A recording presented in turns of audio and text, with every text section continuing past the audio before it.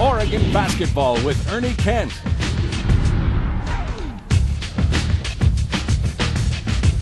Hello, everyone, and welcome to Oregon Basketball with Ernie Kent, presented by Mart, Northwest grown, employee-owned. Joe Johnsante along with Oregon head coach Ernie Kent. A late-night arrival. We got home about midnight, turning around. Hopefully we're catching some folks here at halftime today because we got a lot of basketball to talk about. And you talked last night about getting your team back, getting them tough again, and going back to work. Well, I just think we're in an important stretch. I mean, we came out of a 4-game road stretch. Us and Oregon State are the only two teams in the conference this year that has to go through this stretch. I was hoping to get at least a split out of it. We ended up getting 1 game out of the 4, and now we've got a stretch of 5 out of 7 games at home. We need to get back to playing defense, and that's the toughness part of our team right now that I think has gotten away from us a little bit. So we're going to really take this week to focus on our defense, focus on our toughness, and hopefully get back going again when Arizona State comes in here on Thursday. Specifically about the USC game, I mean, it's there to be won. It's there to be certainly tied to get it to overtime, and there were opportunities in that game for your team. Early in the season, you've been able to make those plays. This one just didn't go your way. I mean, it didn't feel like an awful performance. I mean, you know, it was right there to be won. Well, it was a very good performance when you look at the outcome of the game and how we hung in there and came back on an opponent's floor and everything else. But we shouldn't have put ourselves in that position. When you out-rebound someone by 21 rebounds and get 26 more shots, you should win the basketball and you end up losing it by 3. I come back again and say, if we look at the defensive end of the floor and what's going on with their basketball team right now, we're not defending these tougher teams like Georgetown, Nebraska, the way we did early on. We need to get back up the line defensively, work on our rotations, work on some of the tough things, taking charges, loose balls, and then kind of get our aggressive nature back, which I think will carry over to the offensive end of the floor as well. As a coach, how do you get to the point where you know you got to go back to work, but it's also a long season, so you have to be worried about the fatigue of your team, and whether there is or isn't, I don't know, but I'm just, you know, that line is a tough one to find, isn't it? Well, I'm not talking about work where you're going to put them out on the track and just run their legs off. I'm not talking about that. I'm talking about a 1.5 hour, an hour and 15 minute. That's all you need. It just needs to be intense. It needs to be focused on one particular area. And in this case, we might just take Monday and take the whole hour and 15 minutes and be nothing but defense, defense, defense, defense, defense to hammer home that mentality again that we have to get back to defending. All you have to do is look at the stat sheet. 4 losses, over 50%. You need to get that defensive field goal percentage back down there in the 40s right now. Do you sense that your team's a little fatigued at this point, given the course of that long road trip, 4 straight games, and it seems like it's been a month since you've been at home? Well, I think every team in the country at this point in time is fatigued a little bit just because it's late in the year right now. But to say we're the only team that's fatigued, I don't think you can say that. And certainly 4 straight games on the road, maybe mentally you're a little bit fatigued because you're just out on the road. You came back home. You have to go back out there again. Well, that all turns in our favor now. 5 games out of 7 at home. And the last 2 weeks of the conference season, we're sitting right here in Eugene and in Mac Court. I think the other thing that we're noticing when we go to the arenas, I mean, the other teams know that a top 10 team is coming in. The crowds sold out at both venues. Let's go to the highlights at Pauley Pavilion. And, you know, you could sense it. I mean, it was on the radio talk shows in Los Angeles all day. Their crowd was into it. Their coach talked about this being the biggest game of the season for them. That's different than it's been in the past. You got to get their best shot. Well, it was on the talk shows across the nation. And basically, to me, UCLA played this game like we played them when they were in Eugene. The intensity, the focus, the grit, just possession by possession. They were going to come after you, and you needed to match that, and that's what I talked about, the work ethic part in this game. And basically, they outworked us from a mentality standpoint because of how big the game was and the fact that it was on their home floor this time. How about taking care of the basketball, Coach? It's been a little bit of a problem the last 4 games. Well, with certain guys, it's been a problem, and again, that's one of those areas you can focus in on without fatiguing your basketball team. That's just a matter of paying attention to detail and not turning that basketball over. Oregon with a 3-pointer right here from Bryce Taylor, who spots up 17-9. UCLA had the lead in this game. Coach, when you fall behind at the beginning of a game, the energy it requires to get back into games seems to be taking a little bit of a toll. Well, you can say that, but at the same time, we have the energy to get back in those games. You can look at some opponents where they fall behind, they just get buried. We have the energy to come back in these games. So again, it does take a toll, and you would like to not fall behind. And trust me, we don't go in a pregame speech and say, here's the fall behind by 10 pregame speech. We don't do it that way. But that's one of the things we talked about, maybe altering our lineup a little bit, but also talking to this team about we got to get out the gates a little bit quicker. Yeah, and you're not playing, you know, the O'Hara third graders here. I mean, you're playing UCLA. They're ranked 2nd in the country, #1 in the RPI. Well, and they came after us. So understand, it wasn't just Oregon that put Oregon in a hole getting out the gate. UCLA had a lot to do with it, as did USC in their ball game as well. Aaron Brooks spots, knocks down the 3, 32-20. A little bit of a run right before half, but then Aaron Flalo is going to knock down the three after we see this replay here, Coach. And, just trying to get some connection. This was a lot like the Washington game in the sense that they had that big lead. And even when you made a little bit of a push, they were able to make a play. Well, not only make a play, but they hit big shots. Here's one right here. That's with the shot clock going down. There's a 35-footer. And again, you talk about an intense basketball team on their home floor with everything at stake. They hit big shots in this game. Even when we had great defensive pressure on them, they hit some big shots. In the second half, again, another steal. Here comes UCLA. Josh Shipp gets the pass, slips underneath, and the slam dunk, 39-26. UCLA had the lead. And, Coach, you talked a lot about, a lot of teams just give up, get buried. Right here, it's a 17-point game, and not a lot of teams would find the energy to get back. And you did. You made it interesting, made the fans nervous. Well, again, this is a team that is pretty resilient, Joe, and I think in all of our games you see a calm and a poise about them, that they know they're never out of it until the last possession. So they have a fight in them that allows them to chip away, chip away, chip away, and if you don't do your job, they can come right back at you again. The key thing for us right now, I'll say it again, that defense will allow an aggressive nature that will give more intensity at the start of the games as well, too, because even in this UCLA game, that shot right there, that was a very bad defensive possession all the way through to the missed block out in that situation there. So they get a little bit of a run back at you, but then Marty Lunan comes in. He gets the two.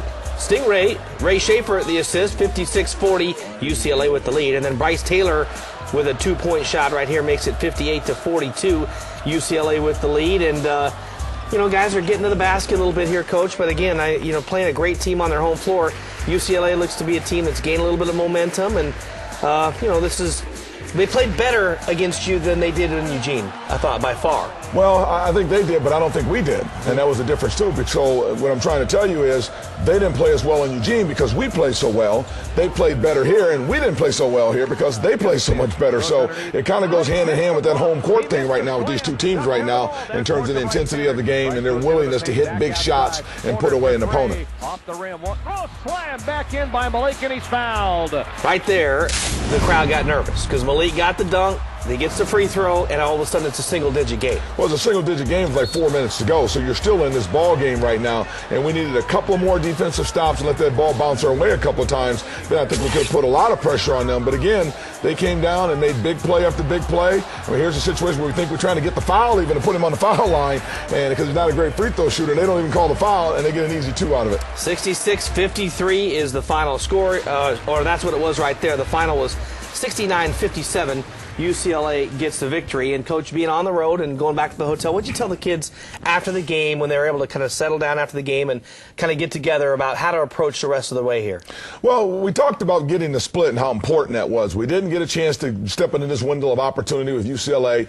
Let's get the split, because the split would have sent us home in great shape right now with 5 out of 7 at home. So the whole focus was let's get re-energized.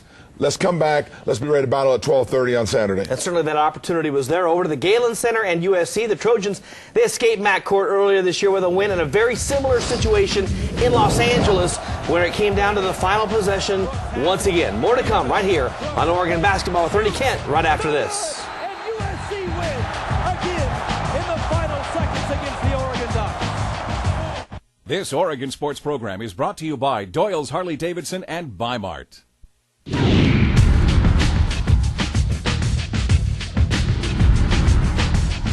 Welcome back, everyone. Oregon Basketball with Ernie Kent, presented by Bi-Mart. Let's go to the highlights of the Oregon game at USC.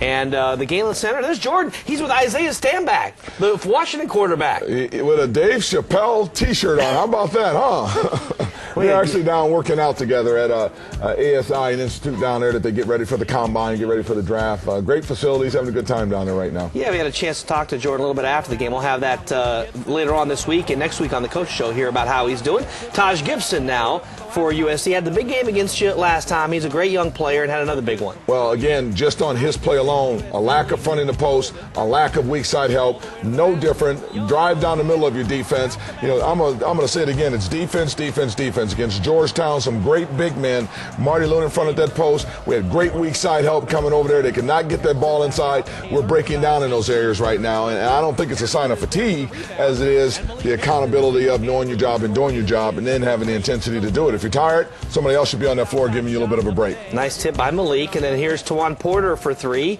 as he gets left alone and knocks down the open shot, gets his feet set, 12-11 at that point. And then USC went on a little bit of a run, a 9-2 run right here. Lodrick Stewart, they have, like your team, a lot of different guys that can score. They don't have just one or two guys. No question about it. And you've got to play all four guys extremely tight.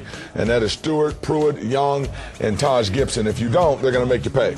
Aaron Brooks gets the roll. It goes down 27-19. And Tim Floyd looking on as his Trojans have the lead. Brooks, again, turnover early, coach, turning the ball over 9 times in the first 15 minutes of the game.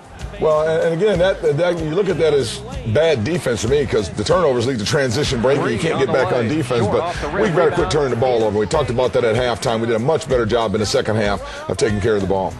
Great roll in here by Aaron Brooks as he puts it up on a nice pass, 29-26, and again making a nice run. And boy, Aaron doing a good job getting to the basket. I thought both these games he kind of let the game, kind of happen first, and then it kind of came to him a little bit later. He didn't start out real hot, but he got his points, later on in the game. Well, that's because in both of these games, they were so focused on taking him out of the game, and that's the thing that did it. He let the game come to him to figure out how he could score, and that's a sign of a good player there. USC's got a tremendous shot blocker. They do a good job defensively, not so much because they're a great defensive team, but because they got that shot blocker in the middle that changes a lot of shots in there. As you see him hit a three-pointer at the buzzer at halftime there, breakdown on our part defensively in the matchup zone there. Big play there. Made it 39-28. Yes. We went back and looked at it. It looked like his foot was on the line. They didn't review it. They can review that if they want to. It wouldn't matter, We got, down by 2 at the end there, or down by 3 at the end. That was Rob Kloss. Rob Kloss. Right. Oh, Tom Selleck. Rob Kloss lookalike. Long-lost brother. And Tom Selleck was in the house in the nice new Galen Center. Coach, you fell behind a little bit, but again, kept fighting. Aaron Brooks to the basket here, get the goaltend. And, just from an atmosphere standpoint, I thought your team just handled it really well. I thought we came out of the locker room and we made some adjustments. There was no fired-up talk. That was before the game. A lot of good that did. But at halftime, it was a nice, quiet talk about the adjustments we need to make, and I thought they did a nice job responding. We made the necessary adjustments and got right back in the game with some steals, got up the line playing defense. They had hard times inbounding the ball, and it gave us a chance to get in transition, get some easy buckets. 39-35, USC had the lead. Taj Gibson inside, he had 18 on the game. Front to post, weak side help. Front to post, weak side help. There it is again, a lack of it, I should say, and those are the things that we got to get back doing well. Marty Loonan corrals the ball, he gets it up and in, and he's fouled. 45-41, and it's anybody's game at this point. And, this was a game that was early to start out as a possession-by-possession game, but it really kind of turned into that with about 10 to go. Yes, it did, and no question about it. I thought we did a good job of turning it back into that. We got out and got up and down a couple of their steals, but then after that, it became a possession-by-possession all the way down the wire. Loonan, the jumper, 52-49, and then Tawan Porter with a great-looking teardrop, and this is something he's going to get a lot better at, isn't he, Coach? Just making sure he gets it over the arms and in the basket. An adjustment from high school to college, and then where the shot blockers are a little bit bigger, a little bit more springier and everything, but this is a nice play to be able to take this ball into the heart of the defense against one of the better shot blockers in the country and float it over the top for 2. 52-51. USC had the lead. They got a deuce, and then Champ comes back, and Chamberlain left alone. He knocks down the 3, tie game. And let me say this about Chamberlain, because I've commented about this. He had a great opportunity with this national team over the summer, which was great for him and great for his country and his family, but it did take him out of all the running. As you see Malik get called for a terrible call there, it took Champ out of the majority of the running, the majority of that transformation that Bryce and Malik and Marty and them all went through during the summer. So he has been playing catch-up a little bit, and then he gets the injury at Georgetown. He is still getting on his game. So he still's got a lot of basketball, I think, left in him right now. That call there on Malik was his 4th foul, Coach, and it put him on the bench. Terrible call. I mean, one of your best players gets put on the bench for 5 minutes late in the game. That's really a tough situation. If that can be a foul, then every single box out is a foul. Joe, it is a tough situation, but that's the game at this level. That's athletics, and you got to be able to play through that. And that's why I always say get your team good enough where bad calls don't hurt you. Because the reality of this, again, is 21 more rebounds, 26 more shots, and you lose by 3 points. There's a lot of leeway in there to make up for points in this game, and we didn't get it done. And obviously, as I mentioned before, I didn't think we did a very good job on the defensive end of the floor. 5-point lead, but the Ducks battle back. Aaron Brooks puts his head down, tough drive to the basket, gets it to go. 65-62 now. And then the Trojans get some free throws. They get it to 68-64 and get another couple of points here. I mean, just continue to fight, get it closer. Great play by Bryce Taylor on the inside. Yes, and we came right back down, and after this play, I mean, he makes a great move here. You get the shot blocker, Gibson, coming across. He switches up, puts the ball in his left hand, right hand, excuse me. Just made a great play, and then we come down and actually foul Gibson. Not a very good free throw shooter, and put him on the line to see if he can make free throws here right there, just to kind of stretch the game out a little bit and hoping he would miss two. He ends up making one, misses one. So it actually was a good foul in a sense because it didn't give them a chance to get a two-point play, and with 16 seconds to go, you're down 3. Tough play here. Could have been a shot here, but this is definitely not. That shot right there wasn't a bad shot, I guess, but we get another one. Aaron calls the timeout. I thought he did a good job in this situation here, and we set up a great out-of-bounds play. Execution-wise, we didn't run exactly what we wanted, but we still get a good look. That's a good look at a 3 right there for him, and it just came up short on us, unfortunately. And USC wins, I mean, just so similar to the first game. I mean, that one ended with free throws when you guys needed a three-pointer to tie in the game. They fouled you in the act of shooting and missed one of the free throws. This one, Aaron gets the shot, and again, boy, in that situation, that's about as open a look as any team's ever going to get. No question about it. That was a great, great shot. They executed the play almost to perfection, but we still got the look and got the shot from the player we want shooting the basketball. And he's hit a lot of big buckets for us to win games and send games into overtime, and it just wasn't to be in this game. SC did a nice job, and Joe, we went out on the road tied for first place. We came home in 5th place. That tells you how tough this conference is right now. And, of course, we have a chance to correct that with 5 out of 7 games at home right now. We're sitting there at 19-4. I've had a terrible 48 hours, and we're 19-4. Let's get back to work and see where we can go from here. No, we just got to quit putting ourselves in that situation. I think they shot an unbelievable shooting percentage in the first half. They ended the game shooting 52%, so we got to play better with D. Definitely optimism, but we definitely got a lot of work to do. We got to make some adjustments, but they're minor. It's things we can do. It's things we're capable of. We got a veteran team. We just got to go back to the drawing board and make things happen. We came out to a slow start, and they got a pretty big lead on us. And we were fighting back the whole game, and we never gave up. And, coming down the end, we always felt that we had a chance to win. A couple things go our way, and we could have came out here with a victory. Well, I knew it would definitely be tough because we didn't come out with the intensity on defense that we should have. We weren't up the line, and we didn't have our rotation there. So I knew it would be a tough game from the start. And those are the things we need to get back to. But I still have the utmost confidence in my basketball team, and I thought we'd be able to pull it out. But it just goes to show you that you got to play 40 minutes hard and 40 minutes smart. We got to go back to the drawing board just because, we haven't been playing very good defense. So losing these last couple games, it's really an eye-opener. And luckily, we got the next 4 out of 6 games at home or whatever. So it'll be good for us to just be back at MAC court and be able to protect our home court. And that's the thing, Coach. I mean, this is a team that's in need of a little bit of love right now. And as great as their new arena is, I'm telling you, it is not even close to what Matt Court is. No. And when these kids come and get that energy from that home crowd, it's going to make a big difference. Well, the bigger difference in the arena is when you go to the restrooms and go to the restrooms in our locker room, go to the restrooms in their visiting team's locker room. The concession stands. That's a little bit different. But in terms of the atmosphere and the noise level, there's no place like Matt Court, and we're happy to be back home.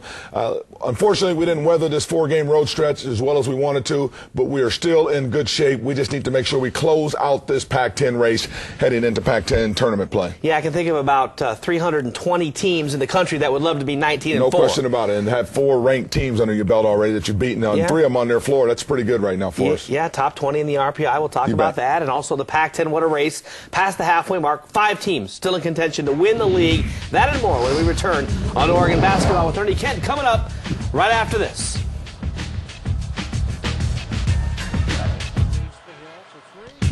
This Oregon Sports program is brought to you by RV Corral and McDonald's.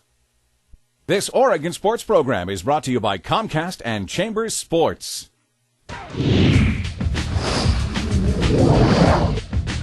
Welcome back, everyone. Oregon Basketball with Ernie Kent here on a, we'll call it a Super Sunday. There you go. For not basketball reasons, but hopefully people are checking us out here at halftime or flipping around.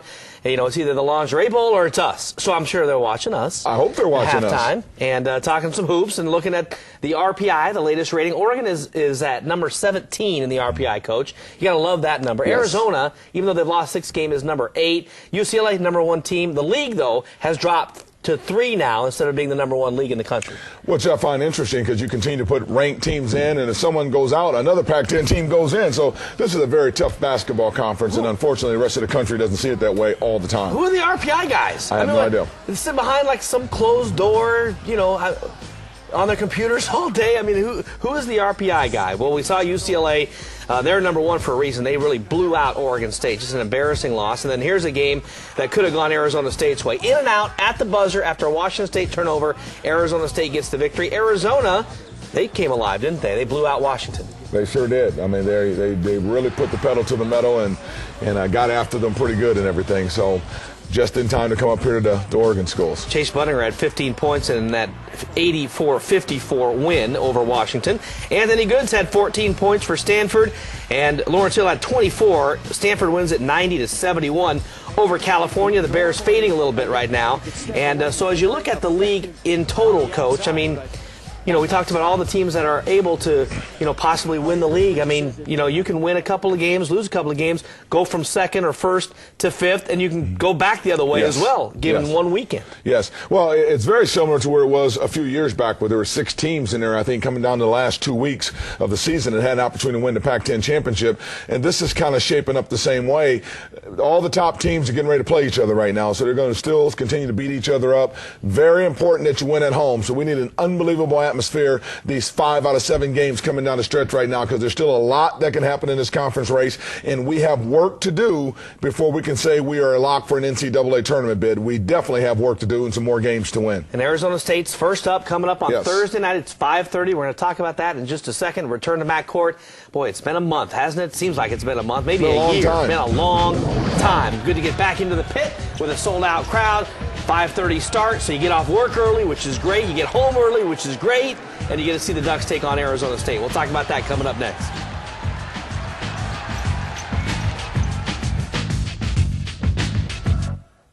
This Oregon Sports program is brought to you by Doyle's Harley-Davidson and Bi-Mart. This Oregon Sports program is brought to you by Lithia, Oregon Dodge Dealers, and Albertsons.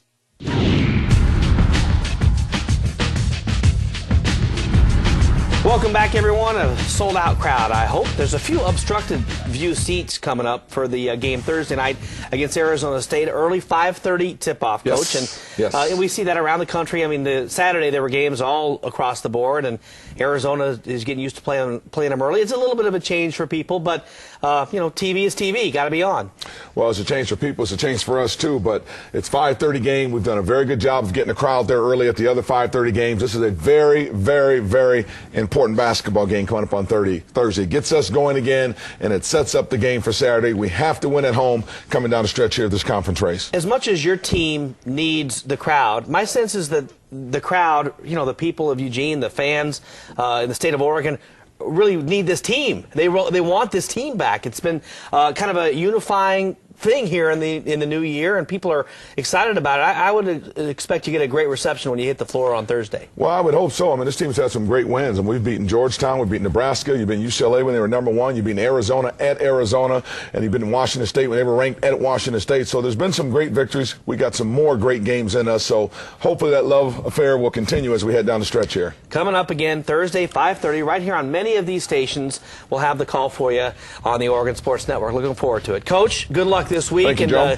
Chance to get back and get some momentum headed into the Pac-10 tournament. And, of course, we'll be here next week to wrap it up for you on Oregon basketball with Ernie Kent. For the coach, I'm Joe Johnsante. So long, everybody.